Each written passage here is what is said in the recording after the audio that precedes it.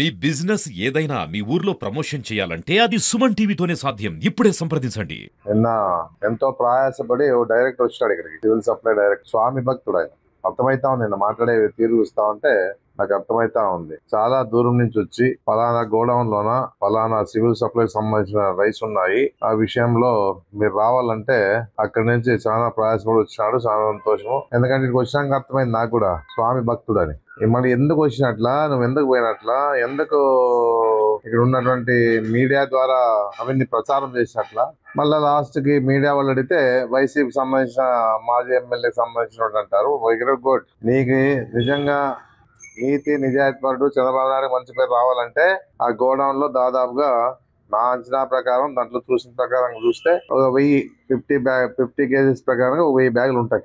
Morning పోయి అధికారులు చూస్తే 120 బ్యాగులు ఉన్నాయి. మళ్ళీ ఇదేం ఆలోచన చేసే పని లేదా? నావే కదపా వైఎస్ఆర్ సిపి పార్టీ సంబంధించిన ఎక్స్ ఎమ్మెల్యే గారికి సంబంధించినటువంటి బియ్యమే అంటావు కదా.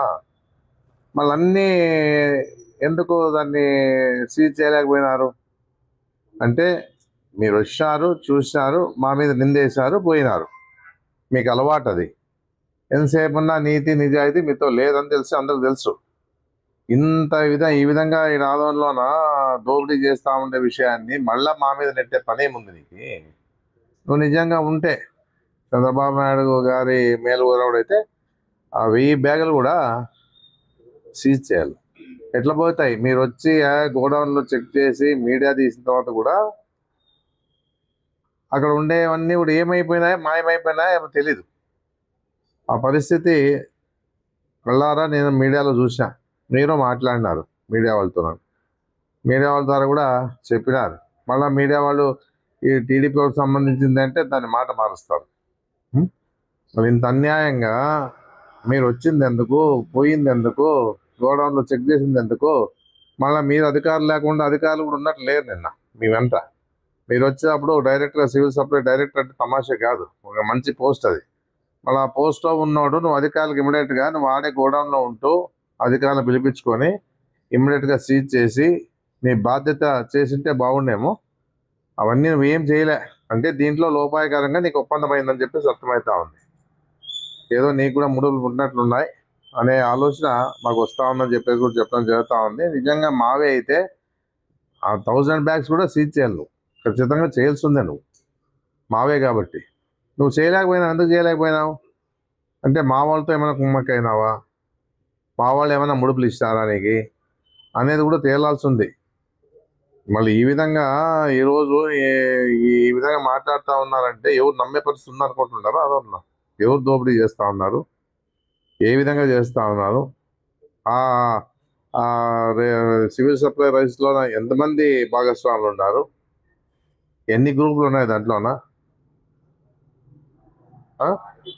ఈ విధంగా ఆలోచన చేయాలి. కానీ అంత దూరం నుంచి వచ్చేసి ఏదో మాట్లాడి ఏదో ఫోటో దిగి చంద్రబాబు నాయుడు కానీ లోకేష్ గారు కానీ లేకపోతే మా సివిల్ సప్లై మంత్రి మనవరకు కానీ చెడ్డ పేరు రాలేదంటే మీరు అనుకుంటుంటారు. పిల్లి కళ్ళు ముచ్చుకొని పాలు తాగుతూ ఉంటారు, నన్ను ఎవరు చూడలే అని చెప్పేసి మీ అంతకు మీరు అనుకుంటా ఉంటారు. మమ్మల్ని పార్టీ వాళ్ళని ఎవరు అనుకోవడం లేదు, అంతా వాళ్ళే చేస్తున్నారేమని చెప్పేసి అనుకుంటారని అని చెప్పేసి ఆలోచిస్తూ ఉన్నారు. మీరు చాలా పొరపాటు చేస్తూ ఉన్నారు. ఇలాంటివన్నీ ఒక ధైర్యం ఉండాలి. ఏదైనా చేయాలంటే కూడా ధైర్యం ఉండాలి. ధైర్య శ్వాసం ఉన్నప్పుడు చేస్తారు. నిజంగా నువ్వు చంద్రబాబు నాయుడికి మేలు కోరేవాడైతే రేపు వచ్చి కూర్చొని గోడౌన్లో ఉండే సరుకు ఎంత ఎక్కడికి పోయింది ఎంక్వైరీ చేసి ఎవరైతే ఎంక్వైరీలో తేలుతారో వాళ్ళ మీద యాక్షన్ తీసుకుంటే ఖచ్చితంగా నువ్వు ఆ పార్టీకి, చంద్రబాబు నాయుడికి, తర్వాత లోకేష్ గారికి మంచి పేరు తెచ్చినోడు అవుతావు. ఇంకా పోస్ట్ పెద్దది ఇస్తారు నీకు. ఇవన్నీ కూడా లేకోకుండా ఎవరో బురద జల్లేసిపోతే అయిపోయాలన్న కార్యక్రమం అనుకుంటున్నావు. ఒక డైరెక్ట్గా వచ్చినాడు అధికారం లేకుండా పోయినావంటే అది తప్పు, మొదటి తప్పుది. రెండోది, గోడౌన్లో ఎన్ని సరుకు ఉందనేది కూడా నువ్వు చూసినా బాగా. మీడియా కూడా తీసినారు. దాని విషయంలో నీకు పంపిస్తాం, మీడియా నీకు పంపిస్తాం, నీవు కూడా చూడి. మన పొద్దున్న అధికారులు పోయినప్పుడు అవన్నీ ఆడిపోయినట్లా, మాయమైపోయినా ఎట్లా అనేది కూడా ఆలోచన చెయ్యి.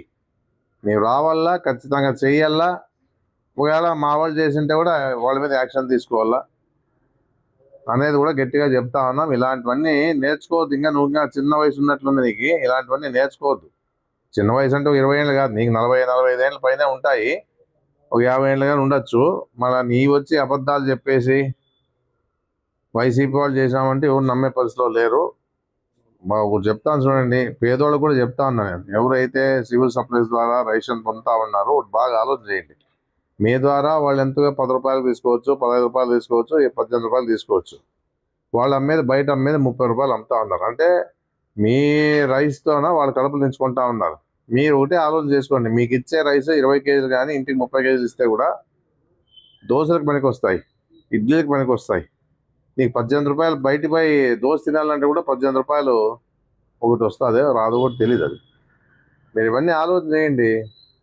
మీరు వాళ్ళని బాగా చేసేదానికి మీరంతా కూడా మీరే రైస్ కూడా బాగుంటాయి, ఆరోగ్యానికి కూడా మీరు నమ్ముతారో నమ్మరో, మీరు తిని పౌష్టికాహారం తిని చూడండి మీ ఆరోగ్యం ఎట్లుంటుందని చెప్పేసి.